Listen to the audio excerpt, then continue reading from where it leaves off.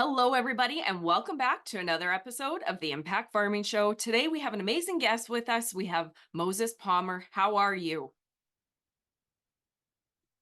I'm good, Tracy. Thanks for having me. Good. Welcome to the show.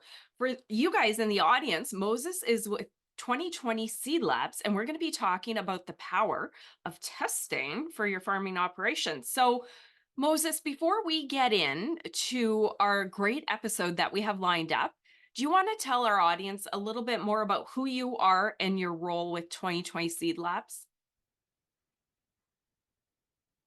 Well, Tracy, thanks for the great introduction. So I work with 2020 Seed Labs in the role of an accredited seed analyst. It means that I am accredited by the Canadian Food Inspection Agency to be able to perform germination and purity tests. Um, Our lab does a lot of grading as well, seed grading. And so I'm an accredited seed grader in there. And I also do some work with the CFIA in regards to certifying seeds that are coming into Canada through a program, an approved program called the Seed Import Conformity Assessment. So I hold an accreditation in that as well. Okay, fantastic. So you mentioned a little bit about what you do and already what 2020 Seed Yes. Labs does, but do you want to share a little bit more about your company? Okay, sounds good. So prior to 1989, Tracy, if you wanted to test seed in Canada, it had to go through the government, through the CF, Canadian Food Inspection Agency. Um, in 1989, there was a change in the law that allowed private companies to go into seed testing. And so that's when our company was started in 1989. So we're the first private seed testing lab in Canada. And so we hold that really proudly. We would have three main locations. Our head office is based out of Nisku in Alberta. We also have a lab out in Winnipeg, Manitoba. And then I'm currently in Chile working for Canadian Ag. And so we have a lab here in Chile that handles contrast season canola seed testing. Our main areas of testing is basically seed quality testing, as well as disease testing, and we'd also do some molecular testing. We're also we're also an advanced lab that deals with a lot of field inspection of seed production. So we are licensed seed crop inspectors, and we offer that service as well to our clients in the industry. Okay, excellent. Thank you. So we have quite a few different types of listeners in our audience. We have livestock farmers, we have grain farmers, we have seed growers. Let's talk about the different testing services that you offer and what would be important or critical tests for our listeners to know about.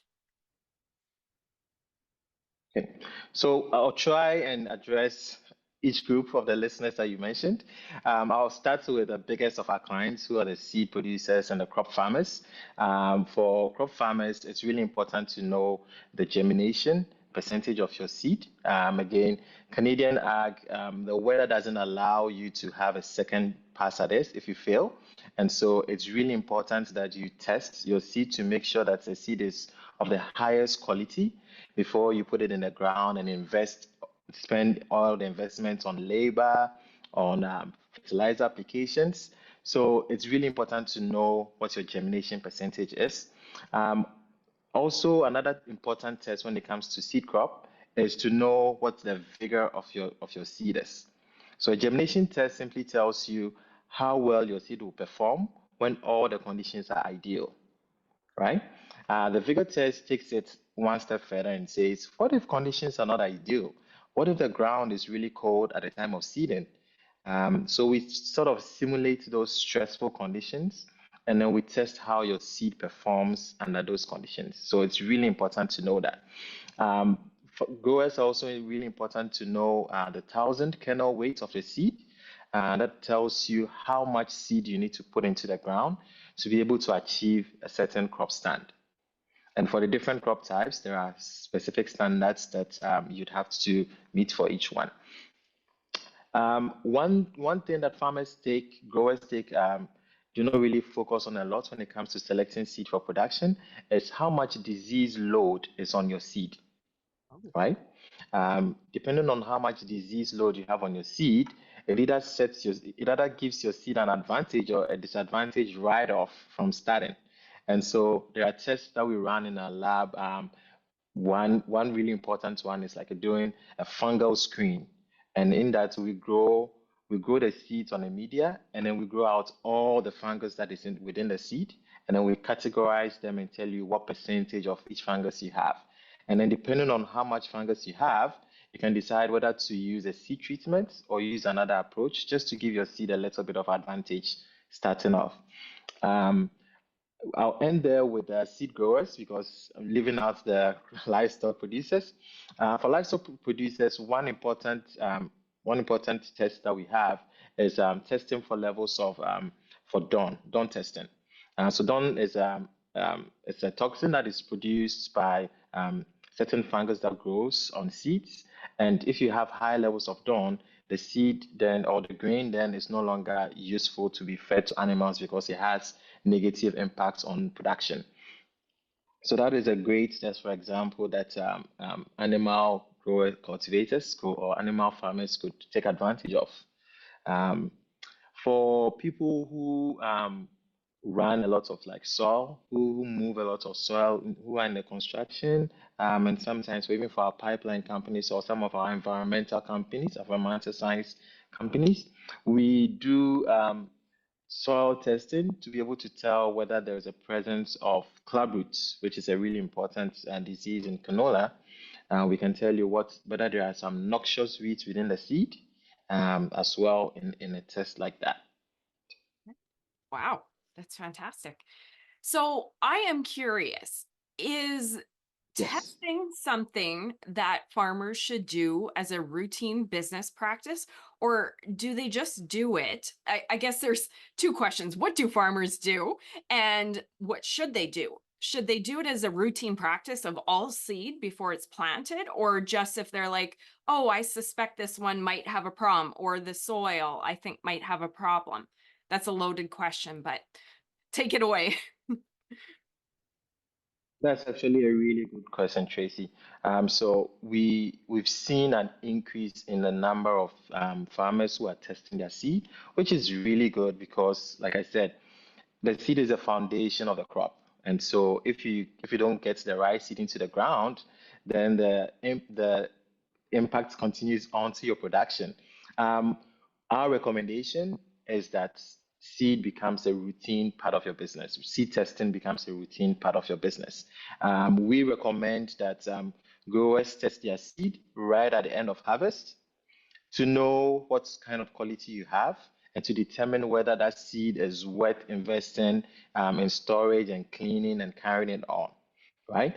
And assuming your seed is good, harvest and you've tested it, its quality is good, we recommend another testing at the beginning of spring or late winter, just to check whether storage conditions over the winter has affected your production, has affected the quality of your seed, or if the seed is still good enough to take into your production, right? So two tests we highly recommended: a germination test right off harvest, and then a vigor and a germination test, and then 1,000 kernel weight and a fungal screen right before planting, so that you can make decisions about, like I said, seed treatments and whether even that seed is of quality enough to move it into the season. Okay, fantastic. So now we're going to get a little technical, but not too technical. I know there's Yes. two different types of testing. There's traditional testing and there's molecular testing. Let's break that down for farmers because it's important for them to know the difference. Why don't we start with traditional testing? Okay. So for traditional testing, for everyday, let's say disease testing, it's based on methods that have been established over a long time, and those methods are based on, let's say, like I spoke about the fungal screening, or let's talk about a really important disease like Fusarium, which causes Fusarium head blight in a lot of cereals. The traditional way of testing Fusarium is putting the seeds on a plate, on an agar plate, incubating the agar plate over a certain number of days, usually about 7 days, and then looking to see what fungus has grown out of the seed into the media. and then you examine it, and then you give the grower a report. What molecular testing does is that molecular testing gives us advanced tools to be able to make those diagnoses early, very quickly. And so we have a DNA-based Fusarium test, which tells you the presence or absence of a Fusarium gramineum in your sample within a day, Wow. right? And Wow. so we simply take those tools, those molecular diagnostic tools, and then we apply them to usually to almost all our traditional disease testing. And then we essentially accelerate the process and you get the results quickly. But for most of the tests that we have in the molecular test, the tests are so sensitive that they tell you whether it is present or absent. So you get like a positive or a negative, whilst the traditional disease test takes it a little one step further and tells you that you have it, yes, but you have this quantity. So our recommendation, for example, for a fusarium test is if a grower is in an area where fusarium is not dominant, it's not seen all the time, and they just want to know, do I have it or do I not have it? Then a molecular test will give you really quick results and it will answer that question for you whether it's present or absent. And then if you have it and you want to know, okay, how much of it do I really have? Then a traditional test is a great way to go about answering that question. Interesting. That's fantastic explanation. So you compared the two, shared the two. Do you have anything that you want to add on molecular testing, or did you cover that? If not, we'll go on to some of the most misunderstood things about testing. So I'll talk a bit more about molecular testing because, like I said, those tools are tools that we apply to all aspects of testing within our lab, for example. So I take a common thing that we do in our like common test we do in our lab, which is purity testing. So we do a mechanical purity testing. We go through a sample of seed and we're looking for noxious weeds. We're looking for other crop types in there, and then we're looking for any other disease bodies that might be in the sample. There are situations where we find weeds that are really common, they really look alike, but they are really different, and we can't tell by using our naked eyes in the examination. So we have a molecular test, for example, that will take those similar seeds, run them in a PCR test, and come back and say what you have is actually this seed or that seed because one of those seeds is highly regulated, and in this case I'm talking about a palmer amaranth, which is a really dangerous weed that we don't want in Canada so far. It's moving within areas of America, but it's not in Canada yet. And so to be able to make that decision whether what seed we have is palmer amaranth or not, then advises the grower on whether that seed should be used at all or not. Another quick example I'll give you is within that same area, when we analyze a wheat sample, for example, we can tell that there are other crop mixtures within the wheat seed just by doing a physical analysis, but we can't tell whether there are two different varieties of wheat within a sample. Wow. So to be able to tell those varieties apart, we do a test we call a varietal ID test. And that is also a molecular test that is able to differentiate single grains of wheat or barley or some of the cereals. We can tell what variety they are, single grains, based on what we have. So molecular tools essentially are leading the way. It's a new area, and we are finding ways within our lab to apply those molecular tools, essentially to provide more information to our customers. Fantastic. You're making me want to come work in a lab for the day. Really interesting. Oh, okay, perfect. So that was a great explanation. Even I can understand about traditional and molecular testing. If you have anything else to add, great. If not, I do want to jump into the next thing that I want to ask you about.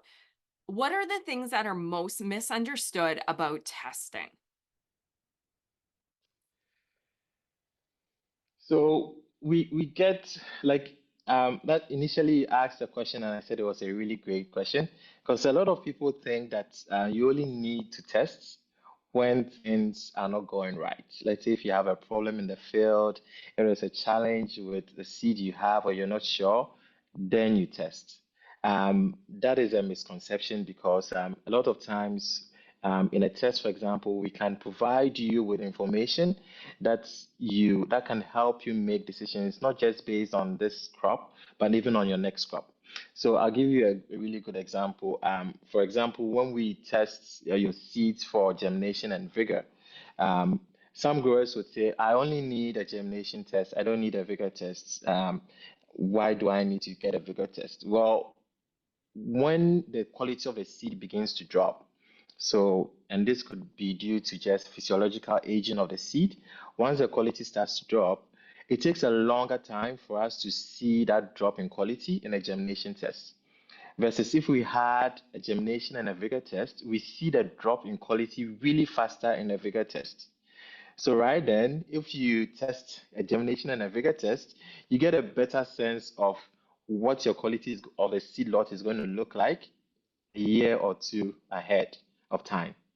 So right then, you start planning towards maybe either securing a new seed lot or um, securing another seed lot for your testing, or using other soil amendments or anything that you think might improve your production right away.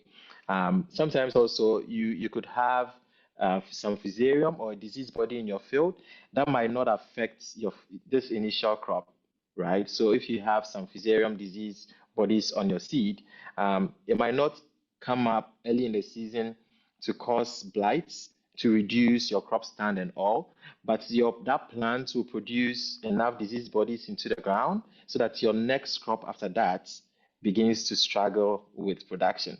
So if you're testing ahead of time, you can make all those decisions going forward. So that's one thing that's really misunderstood. Another thing that a lot of people misunderstand about testing is that a lot of people assume it's really sciencey, it's really nerdy, and we don't really understand what it means. Our lab is putting in a lot of efforts to bring testing into the mainstream and get people to understand that what we do, our role is not just to do the science, but our role is to provide information to growers so that they can make all those expensive decisions. Yeah. And so those are some of the things that people really misunderstand about testing. Fantastic. I love it. Thank you for sharing that. So I already know the answer to this because I can see how valuable this is, but I'm going to get you to answer this. So, as farmers, we have a lot of costs. Every business has a lot of costs, right? So I always like to ask, let's talk about return on investment, right? Everything has a cost. So what's the value of testing and the ROI when it comes to agronomic and yield goals for farming operations? Can you speak to that? Absolutely, Tracy. So we did an assessment in our lab looking at the cost of productions going into an acre of land to grow a typical crop of, let's say, wheat or of barley. And by our estimation, it shows that the cost of testing as an input in the production was less than $10 per acre. So that is really, really low compared to the cost of preparing the land, cost of fuel, cost of equipment rental, cost of spraying. And so, if one of the most important parts of your production is testing, and testing is essentially the lowest input cost, then it makes sense that people should test more because not testing could mean that you spend a lot of money on the production itself, on spraying and all that. That could have been avoided just by spending that little upfront and getting the information you need to be able to make those decisions going forward. This is So fantastic. in our lab also we sometimes compare it to unfortunately cancer, where someone says, "Oh, maybe I have this disease in my body. I can tell there's something there. I'm not sure what it is. I'm not going to see the doctor, and then before you end up seeing the doctor, you're past, let's say, stage 3, stage 4 cancer. At that point, it's too late. Well, I was just testing early could have saved you a lot of headache up front. So. Absolutely. Wow. This is so informative. I am just fascinated by this. I truly am. Okay. That is fantastic way to look at it for return on investment. Now, let's say I'm a farmer in the audience and they're getting as much out of this episode as I am, and they're like, okay, I'm interested. I get it now.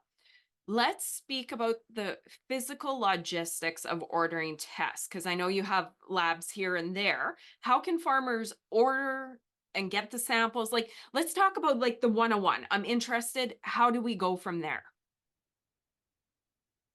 So a lot of growers are, like you said, they are interested in testing, and some people just don't know where to start. They're Yeah. like, okay, do I just start with a germ test now? Do I start with a vigor test?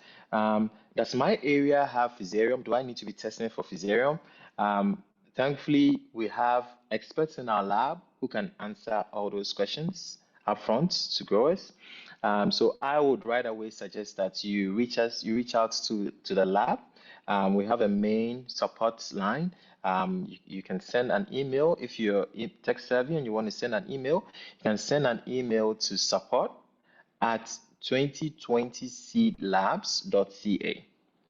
So that is your first point. Just send an email and just be open. Just say, hey, this is what I'm thinking of. Can someone help me out? And we have experts who right away reach out to you and help you and tell you how to get samples to us. Another one would be to just give us a phone call. So you can reach us at 780-955-3435. So 780-955-3435. And then again, we have a lovely receptionist who is ready to answer your phone call and provide some guidance on what testing is required and how to get samples to us. Our recommendation, if someone wants to just send us a sample, either by mail or by courier, is just to send about 200 grams of seed in an envelope and just send it to our lab. Our address as well is 507 11 Avenue, Nisku, Alberta. So 507 11 Avenue, Nisku, Alberta. Okay. Yeah. That's easy. And what I'll do just for you guys in the audience, I'll put all these contact details in the show notes. So if you're listening to this or you find it on social media, go to farmmarketer.com, impact farming, find the episode, and then all the contact details will be on the show page, just so you guys know. Okay, wonderful. This has been so informative. I am truly interested in this process. You have anything else that you want to add? If not, we'll work to wrap up the episode and I'll give you a final space to add any words of wisdom, call to action, encouragement for farmers that are listening and they're curious on the value of testing. So, do you want to speak some final words? Yeah, I would say that we also have a testing. We have a test. Sorry, switch this. So we have a greenhouse in our location in Nisku, and that allows us to do advanced plant testing. So usually the germination tests that we do in the lab are usually maximum 14 days or 21-day tests. But some growers require a more advanced grow outs. And so we have a greenhouse that allows us to do a lot of those testing. So we can do like nutrients, soil nutrient analysis with plants. We can look at the efficacy of certain products. And then we can look at efficacy of certain products against certain plant diseases as well. So if there's someone listening out there and you have a product or something in mind and you're thinking, oh, is there someone who can help out? We probably can. We also have two PhD holders on our staff. And so we're able to design some of those experiments and give you the information you need. Like I said, we test all plant materials. So if you're a grower and you have, let's say, a weed in your field and you're not sure what it is, or you have a certain disease in your field and you're thinking, what disease is this? How do I manage this? Again, you can send us a sample of it. You can take out the whole plant, ship it to us, or take out a portion of it, or just give us a call, and someone in our lab will be able to guide you on what part of the plant you should send to us. We can ID the plant for you. We can tell you what weed it is. We can tell you what disease you're experiencing on your field.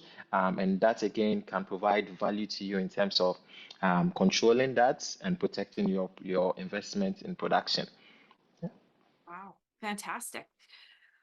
Moses, this has been a great episode. I am interested in, you know what? Now that I'm getting in and chatting with you, I see the value of testing as a practice for your business all the time. You know what you have, you know what you're dealing with. And some of the things that you mentioned about even disease popping up the next year, there's so much value in testing. So I just wanted to say thank you for coming on the show and sharing your knowledge. And you know what? You made it really simple. And farmers in our audience too. It's not like, oh boy, he's doing lab talk to us. That was really easy to understand. And I see the value. So thank you for joining us on the show. I really appreciate it.